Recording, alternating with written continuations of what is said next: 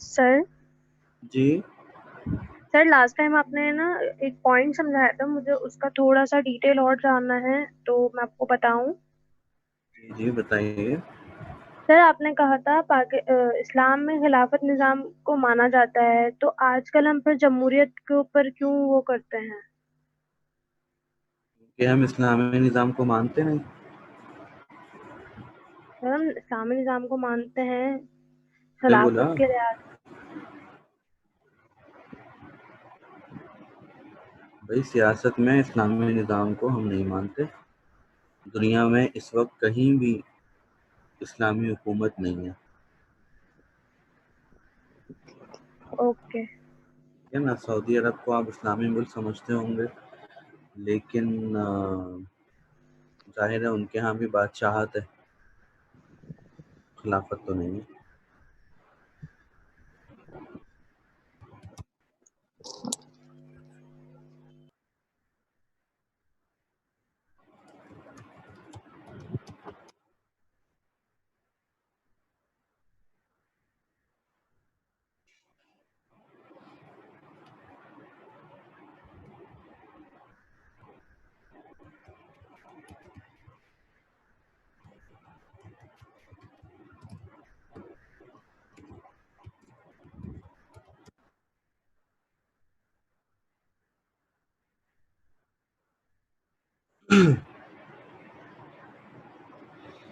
اچھا آپ کو یاد ہوگا پچھلی کلاس میں ہم ڈسکس کر رہے تھے آئیڈیالوجی آف پاکستان، اور اس کا جو ہمارے پاس چوتھا پوائنٹ ہے اس کو ہم ڈسکس کر رہے تھے.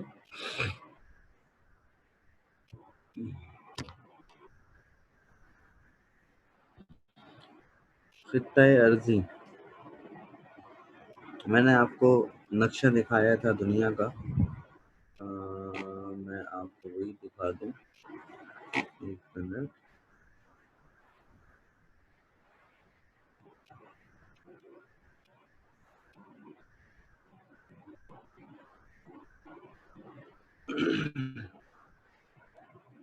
اس میں دیکھیں یہ پاکستان ہے اور یہ بیچ میں انڈیا ہے، یہ نیپال آ رہا ہے درمیان میں، اور اس کے بعد جا کر بنگلہ دیش ہے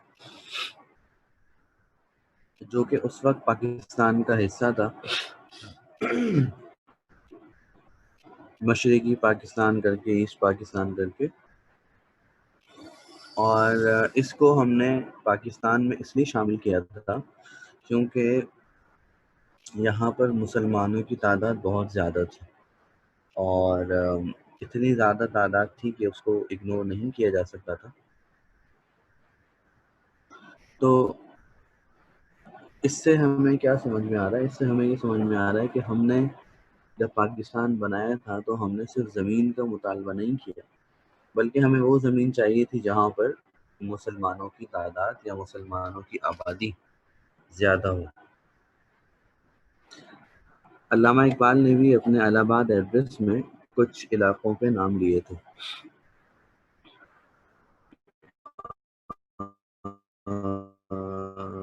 سندھ، پنجاب، بلوچستان، کشمیر، بنگال، یہاں پر مسلمانوں کی اکثریت تھی. تو ہماری جو زمین ہے اس کے پیچھے ایک بہت زیادہ سوچ بچار ہے اور منصوبہ بندی ہے، پلاننگ ہے.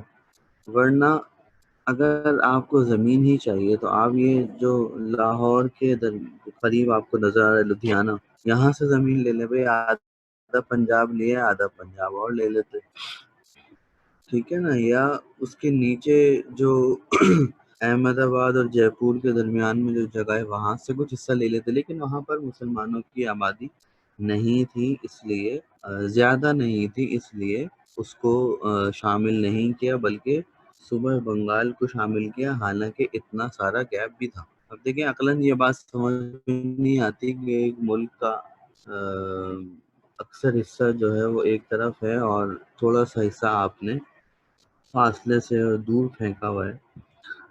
تقریباً 1600 کلومیٹرز کا گیپ ہے، 1600 کلومیٹر کا گیپ ہے پاکستان اور بنگلہ دیش میں. تو اتنے زیادہ گیپ کے باوجود اس کو اپنے ساتھ ملانے کی وجہ یہ تھی کہ وہاں پر مسلمانوں کی اکثریت تھی اور اسے اگنور نہیں کیا جا سکتا تھا. تو اس سے پتہ چلا کہ ہماری جو زمین ہے، ہماری جو ٹیریٹری ہے، اس کے پیچھے بھی بہت زیادہ نظریاتی فیصلے ہیں، جذباتی فیصلے نہیں ہیں، نظریاتی فیصلے ہیں. اور اس کا پھر ہماری آئیڈیالوجی میں، ہمارے نظریے میں ظاہر ہے کہ گہرا حصہ ہے. آخر میں آ جاتی ہے اردو زبان.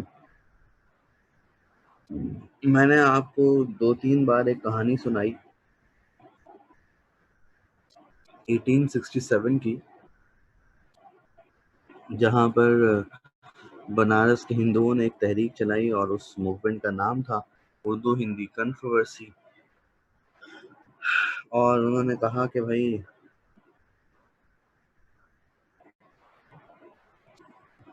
اردو کو ختم کیا جائے، ہندی کو رائج کیا جائے. اور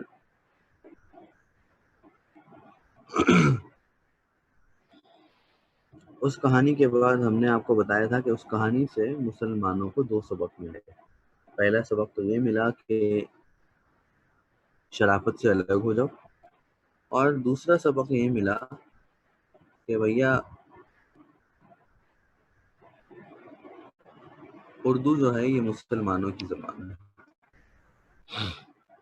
کیونکہ وہ اس کو اون نہیں کر رہے اور انہوں نے یہ چھاپ لگا دی کہ اردو مسلمانوں کی زبان ہے. تو مسلمانوں کی زبان اردو، مسلمانوں کا ملک پاکستان، تو پاکستان کی زبان اردو.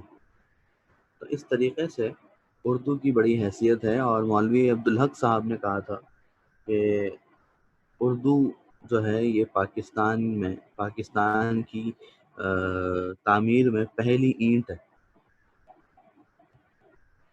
ہمارے پاکستان کی طرف پہلا قدم جو ہے وہ اردو زبان ہے، ایسا مولوی عبدالحق صاحب نے کہا. 1948 میں اسلامیہ کالج پشاور میں قائد اعظم نے خطاب کرتے ہوئے فرمایا تھا کہ پاکستان کی قومی زبان اردو اور صرف اردو ہوگی، اور اس کے خلاف اگر کوئی بات کرتا ہے تو وہ پاکستان کا دشمن ہے. سر مولوی عبدالحق کی بات دوبارہ ریپیٹ کیجیے گا. مولوی عبدالحق صاحب نے کہا تھا کہ Urdu language is the first break towards Pakistan. Urdu زبان پاکستان کی تعمیر میں پہلی اینٹ ہے، اور گویا کہ ہم نے قیام پاکستان کا آغاز اردو زبان سے کیا. تو بھیا یہ 5 چیزیں ہیں جن سے مل کر بنتا ہے نظریہ پاکستان.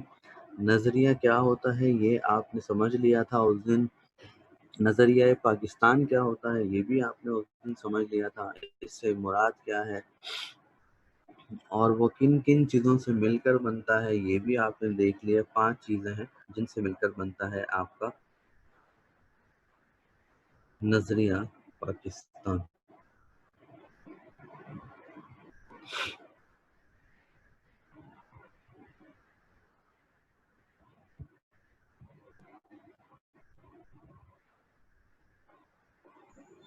سر آپ نے یہ بتایا تھا تحریک خلافت کا،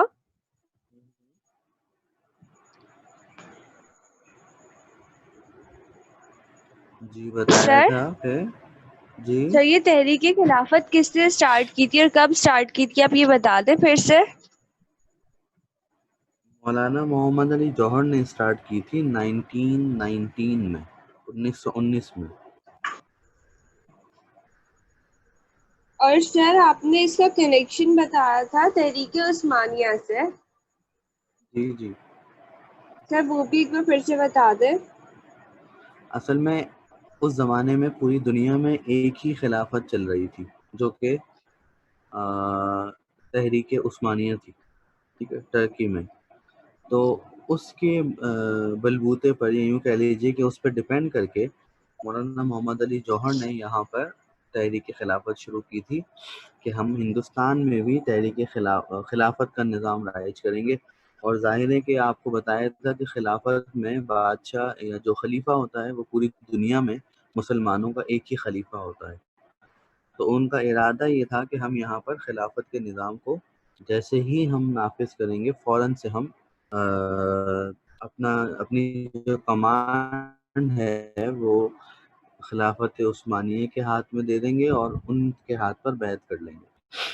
کیونکہ ہندوستان میں وہ مسلمانوں کی الگ ریاست بنانا چاہتے تھے اور وہ یہ چاہتے تھے کہ وہاں پر جو گورننگ سسٹم چلے وہ خلافت چلے.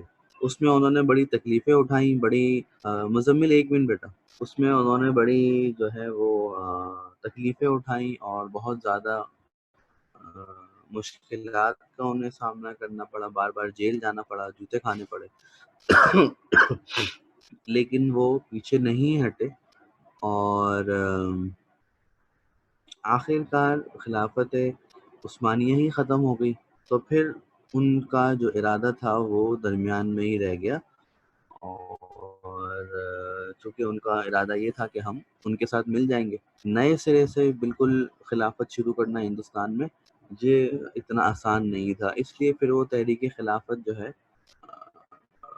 وہ وہیں کے وہیں دھری کی دھری رہ گئی. جی مزمل کچھ کہہ رہے تھے آپ؟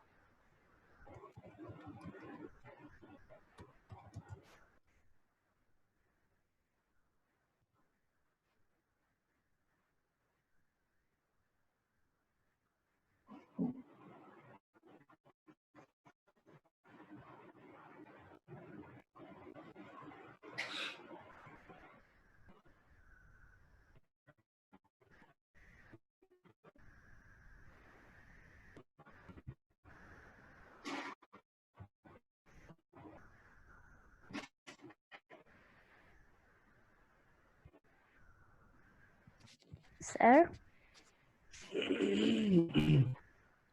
سر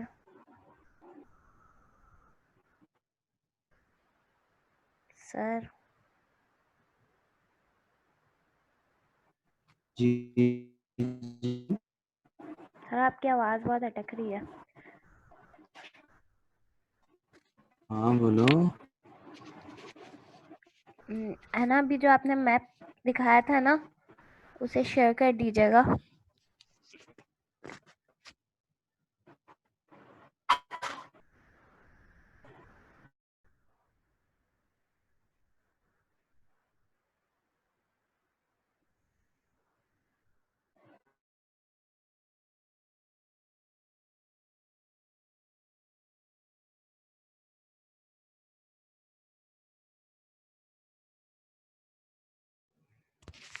پھر سر چلے گا.